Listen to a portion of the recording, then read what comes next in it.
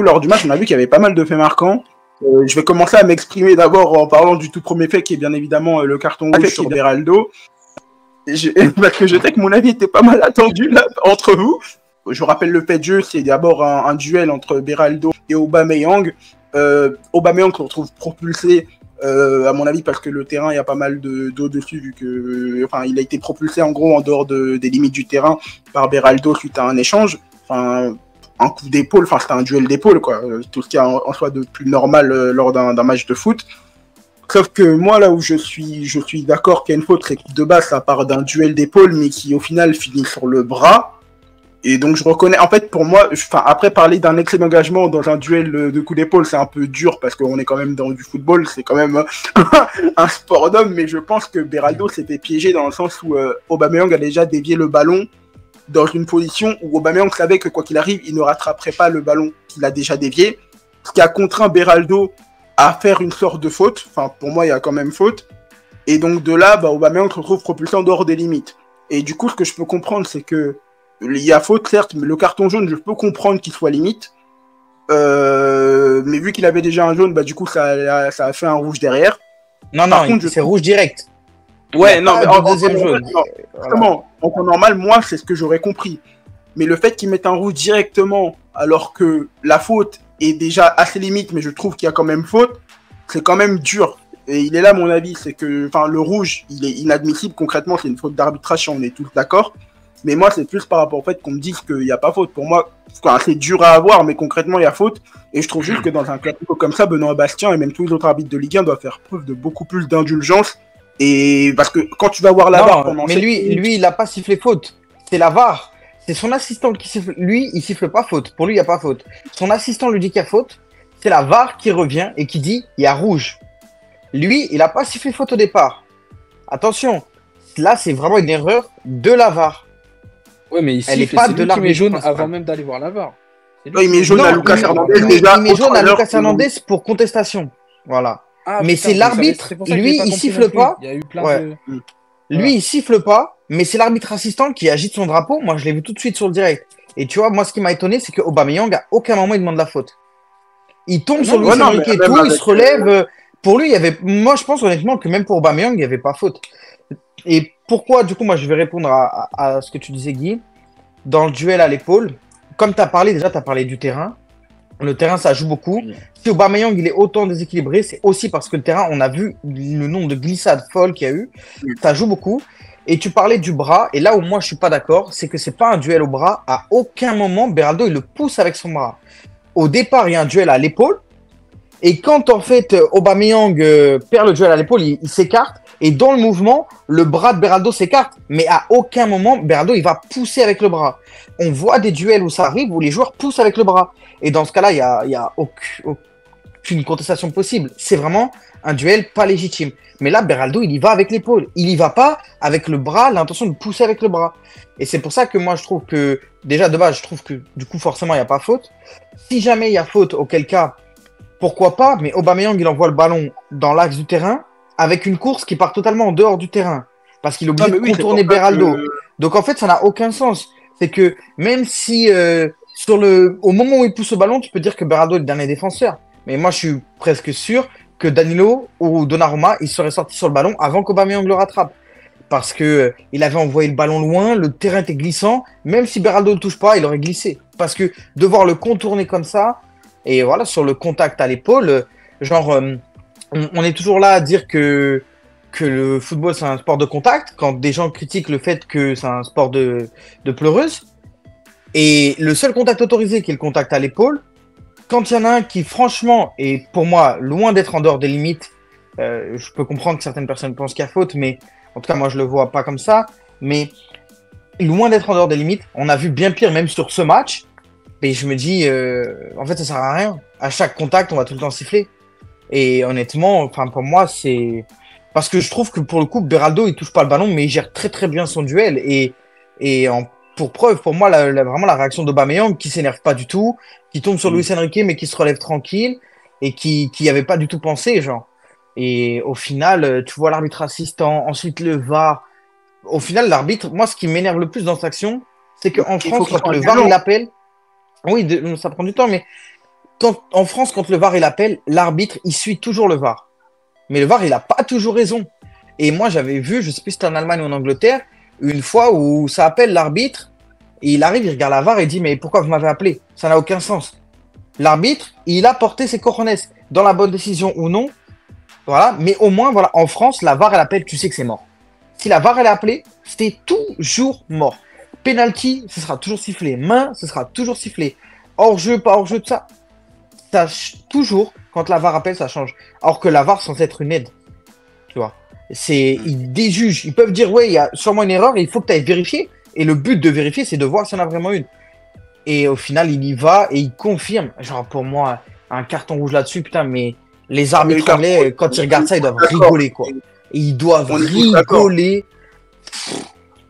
Tu vois, j'ai regardé Arsenal City cet après-midi, mais des coups d'épaule comme ça, il y en a sur chaque duel, chaque contact. Carrément, j'ai vu un tweet aussi de Julien Laurence aussi qui en parlait, c'est un journaliste à l'étranger qui se moquait vraiment du niveau de l'arbitre en Ligue 1 après français, je crois qu'il travaille pour Sky Sports, je veux pas dire de bêtises, ou de Télégraphe, en tout cas il travaille pour un journal anglais. Et j'ai vu aussi qu'il disait que l'arbitrage français, genre c'est clownesque quoi. Et c'est pour ça que je dis que Aubame, je sais pas si c'est fait exprès, mais la manière dont il oriente le ballon, c'est ce que je disais carrément sur Twitter, c'est que en fait il contraint indirectement Beraldo à faire ce que les gens appellent excès d'engagement quoi.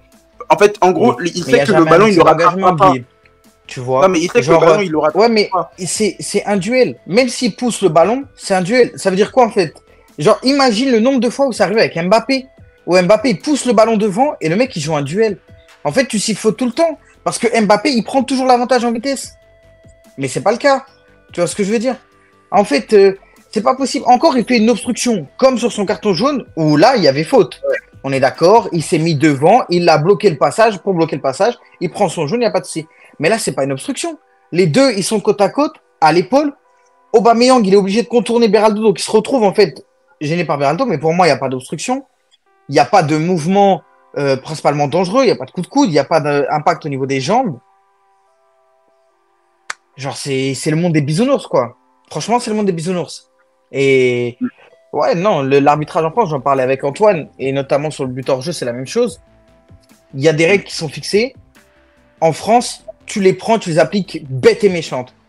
C'est grosso modo, au moment où il touche le ballon, c'est carton rouge, parce qu'au moment où il touche le ballon Aubameyang, c'est le dernier défenseur Beraldo. Mais quand tu analyses un peu l'action, en plus, j'ai vu un tweet de Adrien Grenier qui explique que l'arbitre il est revenu sur l'action en après-match et qu'il a confirmé le fait que c'était bien carton rouge. Carrément, je l'ai lu là tout à l'heure. Mais mon ami, les sommes que tu touches pour arbitrer en Ligue 1 sont bien trop grosses pour toi, je pense. Tu en perds toute lucidité. Il a parlé son Mbappé. Non, mais... En fait, moi, alors, attends, parce que du coup, moi, vu que comme je vous ai dit, ça a bugué un moment, en gros, Beraldo avait déjà un carton jaune ou pas, du coup? Oui, il avait déjà un jaune pour obstruction.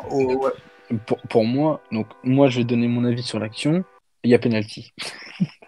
Non, en vrai, en fait, pour moi, comme tu l'as dit, il faut faire en fonction de ce qui se passe pendant l'action, pas appliquer bêtement, bête et méchamment les règles comme ça. Pour moi, ça mérite pas forcément un rouge. Alors en fait, il y a la situation qui est compliquée où tu l'as dit, il pousse le ballon. Donc sur ce coup-là, je pense, je sais pas s'il fait exprès ou pas, mais si c'est fait exprès, c'est joué intelligemment pour que Beraldo puisse jouer la faute. Tu vois, ce qui est possible aussi. Je sais pas. Je dis, tu vois. Ouais, non, mais je pense que lui, il veut partir dans l'espace. Il reste. Parce qu'il sait qu'il est plus rapide que Beraldo. Défenseur. Oui, bah largement. Mais il reste le dernier défenseur. Mais c'est pas comme si en plus on était au niveau de la surface de réparation, que ça allait être sûr qu'il allait avoir une action de but. En fait, il y a plein de trucs à prendre en compte.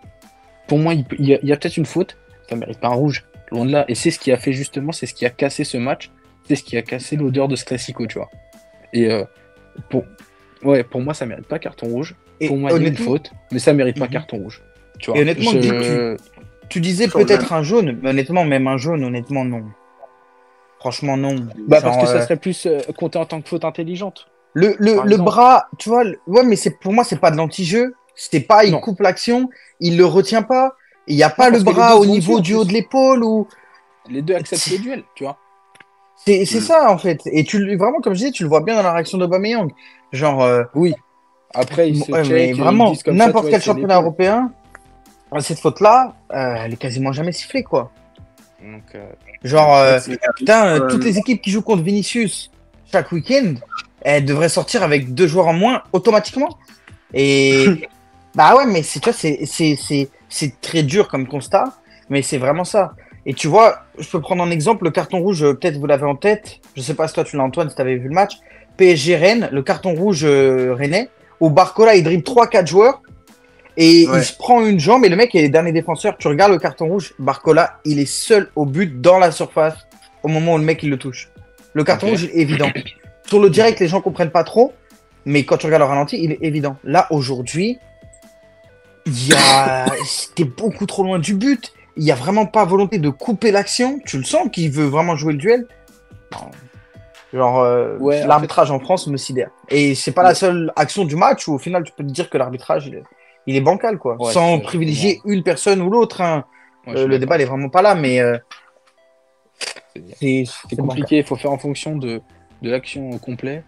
Et comme je dis, moi je suis pas là pour blâmer ou quoi. C'est vrai que l'action en soi, genre tu sais pas comment dire, parce que Barcola a déjà Beraldo, il a déjà un jaune du coup. Donc, et sauf que tu sais que c'est pas une action qui mérite rouge. Mais en même temps, comme je t'ai dit, pour moi, il a joué intelligemment Aubameyang. Du coup, c'est l'infaute aussi. C'est la faute intelligente. Mais est-ce que ça mérite ça? Enfin, tu vois, ça fait patiner la chose. Ce qui est sûr, c'est que le carton rouge direct, il a aucun sens. Non, tu vois que l'arbitre a perdu tu vois que l'arbitre aussi a perdu un peu le contrôle du match quand tu vois que dans la même séquence de jeu, t'as presque toute la défense du PSG qui se prend un carton jaune, c'est-à-dire que t'as Danilo qui est en sursis, Hernandez qui se retrouve en sursis, Donnarumma qui se retrouve en sursis. Après, c'est pour des raisons, il y en a c'est des contestations, il y en a c'est de la perte de temps, mais tu vois que c'est un arbitre qui a pas totalement le contrôle de son match aussi. Donc, de toute façon, depuis plusieurs années, l'arbitrage dans les classicos, il est exécrable. Les mecs, ils sont incapables de tenir la pression. Il y avait eu un classico, il y avait eu 4 cartons rouges, je crois, à l'époque de Neymar. Bref. C'était quand on avait gagné 1-0, je crois. Des matchs tendus. Tu vois, là, on a vu. Pour ceux qui ont vu Arsenal-Manchester City,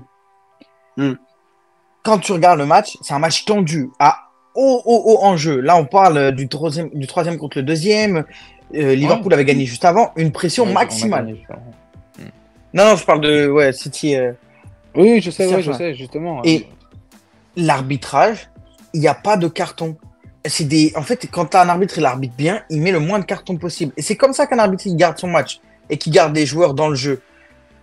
Parce que, en fait, là, tu as l'impression que c'est des gendarmes, les arbitres français. Ils sont là pour dégainer, quoi. Ils veulent dégainer tout le temps, quoi. Ils n'utilisent pas assez leurs armes et tac, tac, tac. Et le problème, il est là, aujourd'hui, dans l'arbitrage français.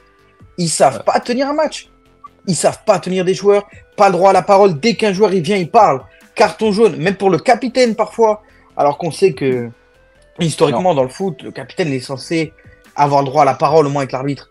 Mais maintenant, en France, tu peux plus. Mais parce que maintenant, là, mec, là, on va partir sur un débat, peu importe, mais parce que je suis pas d'accord avec les actions, enfin, je suis pas d'accord avec les décisions arbitrales, mais par contre, quand tu contestes de trop, à un moment donné, juste ferme ta gueule, tu vois. C'est fait, c'est fait. Non, oui, pour moi, c'est normal. Sors les cartons jaunes, tu vois, ça parle trop. Moi, ça me pète les couilles en premier, tu vois. Moi, ça me pète les couilles en premier quand ça parle de trop. Tu parles avec le capitaine, basta, ou avec celui qui a subi la faute ou qui a fait la faute, c'est tout. T'es pas d'accord, t'es pas d'accord. Dans tous les cas, tu peux rien faire. L'arbitre, il a pris sa décision, il peut pas revenir en arrière. À un moment donné, non, c'est sûr, mais tu vois, moi, c'est dans le comportement. Mais les cartons, tu vois, tant mieux. Comme ça les fait fermer leur gueule. Je parle pas que pour le PSG, là, ce soir, tu vois, parce que c'est l'arbitrage en soi qui est mauvais. Je parle en généralité. Qui sort des cartons pour qu'ils fassent fermer leur gueule et que ça joue. Mais par contre, tu vois, faut que ce soit légitime quand tu viens parler. Le problème pour moi, c'est que c'est ça qui décrédibilise leur arbitrage, c'est la façon de faire. Tu vois, aujourd'hui, tu peux pas leur parler et tu le sens. Et ils sont vraiment condescendants. En Angleterre, l'arbitre, il parle 2 minutes, c'est bon, c'est fini. Le joueur, il part, il s'en va. En France, les joueurs, ils comprennent pas l'arbitre. Et l'arbitre veut pas comprendre les joueurs. Et du coup, tu as ce rapport de force qui s'installe qui fait que l'arbitre, il est jamais maître du jeu et que tu le sens en fait tout le temps dépassé et que pour en gros asseoir son autorité, il veut l'asseoir par la terreur. En mode, je vais te mettre un carton jaune, mais juste pour te mettre un carton jaune, quoi. Avant, il y avait des contestations de temps en temps, mais le mec, il prenait jaune quand il y avait une parole vraiment en mode Tu vois, mais pousser quoi. C'est un juste milieu. Aujourd'hui, tu dis, mais expliquez-moi la faute, il est capable de te mettre un jaune. Et c'est pour ça que la sonorisation des arbitres fera du bien, parce que dans tous les matchs où il y a eu de la sonorisation d'arbitres, tu sens que ça les rend obligatoirement un peu plus pédagogiques. Ils sont obligés de parler. Comme l'inspecteur qui vient surveiller ton cours quand t'es prof en primaire. Quoi, ouais, c'est ça. Ils savent que tout le monde les entend, donc ils disent oui, mais je comprends, monsieur Lesmelou, il n'y a pas de souci. Effectivement, je peux comprendre votre point de vue, mais j'ai pas décidé cette. Et ils font vraiment les beaux parleurs, quoi. Alors que tu le vois très bien. Le mec, le match d'après, il n'est pas enregistré. Et. C'est pas la même. C'est carton à tout va, c'est. Tu me parles pas. Vraiment, c'est des gestes d'autorité, genre. Mais tu n'es pas dictateur sur le terrain. Tu es censé être médiateur. Mais justement, il y a un juste milieu, 2 joueurs qui parlent de trop, d'arbitres qui sont pas assez qualifiés. Il faut, en fait, parce que là, faut pas blâmer l'un ou l'autre, c'est les deux. C'est partout, c'est comme ça pour le foot, tu vois. C'est pareil, tu vois. Pour tous les championnats, soit ça parle de trop, soit c'est des décisions qui sont pas bonnes. Il faut un juste milieu, tu vois. Et c'est pour ça que sortir les cartons quand tu parles de trop, c'est bien. Il faut pas en abuser non plus. Et là, ce soir, c'est pas forcément l'exemple de ce qu'on parle, parce que ce soir, l'arbitrage était catastrophique en général. Il a été bon pour personne, tu vois. Donc c'est pour ça. Mais oui, je suis d'accord en soi. Mais il faut juste mettre un juste milieu, arrêter de parler quand il faut arrêter de parler, sortir le jaune quand il faut les sortir, et écouter quand les joueurs ont besoin de te parler. Tu vois, tu vas être là pendant 1h30 avec les personnes, autant que ça se passe bien, tu vois. Et comme tu le vois, quand tu l'as dit, quand ils enregistrent les micros, tu les entends dire, et justement, quand ils sont sévères, quand tu les entends enregistrer, et ben ils le sont parce qu'il faut l'être. Et par contre, quand il faut écouter, ils écoutent. Et après, quand ils n'enregistrent plus, vas-y, allez, nique sa mère, de toute façon, tu vois. Donc, t'as vraiment ce juste milieu-là qu'il faut avoir, et que maintenant, ça part trop, soit ça parle de trop, soit ça prend des décisions arbitrales de merde. C'est compliqué. Je ne saurais pas trancher, avoir un avis tranché parce que c'est compliqué, mais voilà.